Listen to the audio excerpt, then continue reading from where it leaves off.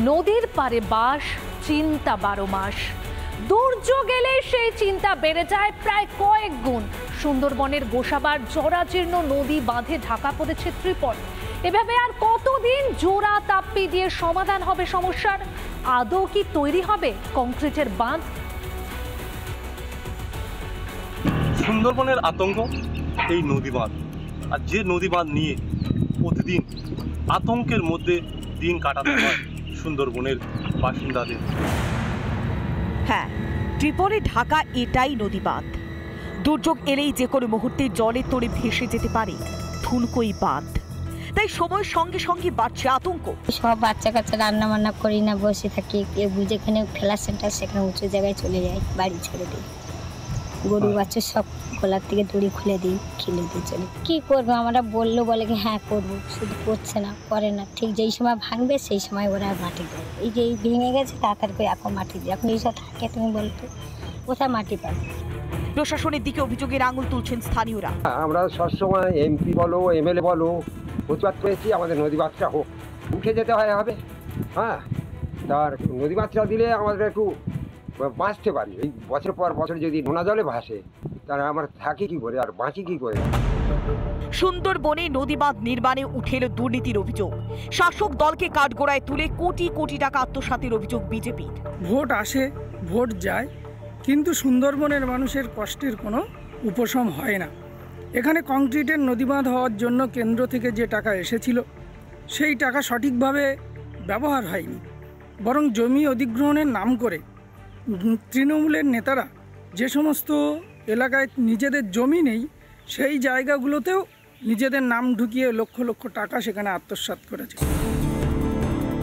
নদী বাঁধের সমস্যাকে খানিকটা মেনে নিয়ে পাল্টা যুক্তি খাড়া করলেন শাসক দলের প্রতিনিধি।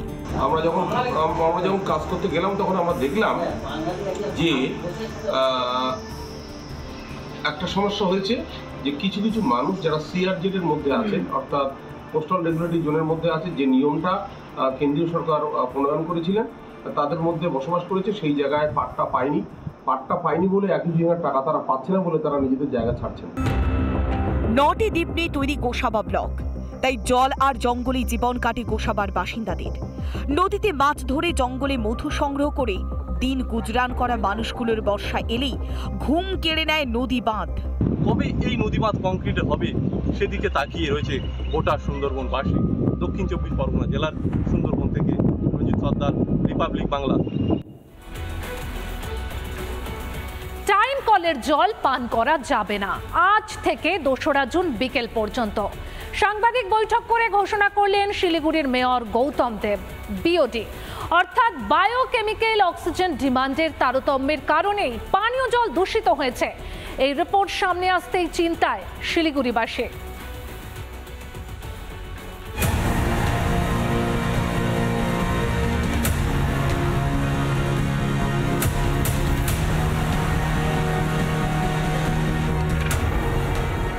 চলছে তিস্তা বাঁধ মেরামতির কাজ।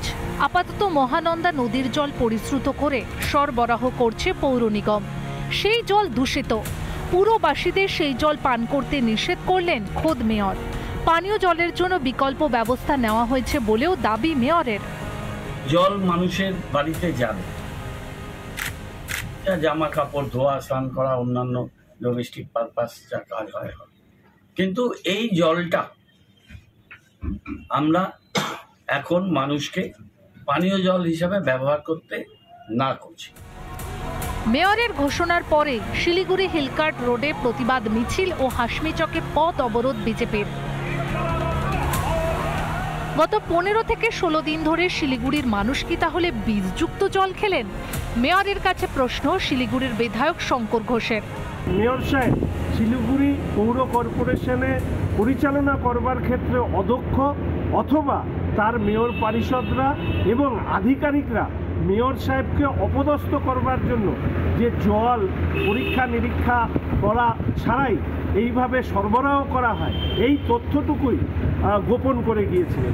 শিলিগুড়ি শহরের বহু মানুষের কাছে টাইম কলের জলই ভরসা। মেয়র ও পুর নিগমের তরফে সংকট মেটাতে নানা আশ্বাস দিলেও মিটবে কি জলের জন্য হাহাকার? রিপাবলিক বাংলা। নদীর পারে বাস, চিন্তা 12 মাস। দুর্যোগ এলে সেই চিন্তা বেড়ে যায় প্রায় কয়েক গুণ। সুন্দরবনের গোসাবার জরাজীর্ণ নদী বাঁধে ঢাকা পড়েছে ত্রিপল। এভাবে আর কতদিন জোড়া তাপ্পি দিয়ে সমাধান হবে সমস্যার? আদৌ কি তৈরি হবে কংক্রিটের বাঁধ? সুন্দরবনের আতঙ্ক এই নদী বাঁধ, আর যে নদী বাঁধ নিয়ে প্রতিদিন আতঙ্কের মধ্যে দিন কাটাতে হয় সুন্দরবনের বাসিন্দাদের। হ্যাঁ, ত্রিপলে ঢাকা এটাই নদী বাঁধ। দুর্যোগ এলেই যে কোনো মুহূর্তে জলের তোড়ে ভেসে যেতে পারে থুনকই বাঁধ। তাই সময়ের সঙ্গে সঙ্গে বাড়ছে আতঙ্ক। সব বাচ্চা কাচ্চা রান্না বান্না করি না, বসে থাকি। যেখানে খেলার সেন্টার সেখানে উঁচু জায়গায় চলে যাই, বাড়ি ছেড়ে দিই। গরু বাচ্চা সব গলার থেকে দড়ি খুলে দিই, খেলে দিয়ে চলে। কি করবো? আমরা বললো বলে কি হ্যাঁ করবো, শুধু করছে না, করে না। ঠিক যেই সময় ভাঙবে সেই সময় ওরা মাটি দেয়। এই যে ভেঙে গেছে তাড়াতাড়ি করে এখন মাটি দিই। এখন এইসব থাকে, তুমি বলতো কোথায় মাটি পাবে? প্রশাসনের দিকে অভিযোগের আঙুল তুলছেন স্থানীয়রা। আমরা সবসময় এমপি বলো এমএলএ বলো প্রতিবাদ করেছি আমাদের নদী বাঁধটা হোক, উঠে যেতে হবে। হ্যাঁ, তার নদী বাঁধটা দিলে আমাদের একটু বাঁচতে পারি। এই বছর পর বছর যদি নোনা জলে ভাসে তাহলে আমরা থাকি কি করে আর বাঁচি কি করে? সুন্দরবনে নদী বাঁধ নির্মাণে উঠে এলো দুর্নীতির অভিযোগ। শাসক দলকে কাঠগড়ায় তুলে কোটি কোটি টাকা আত্মসাতের অভিযোগ বিজেপির। ভোট আসে, ভোট যায়, কিন্তু সুন্দরবনের মানুষের কষ্টের কোনো উপশম হয় না।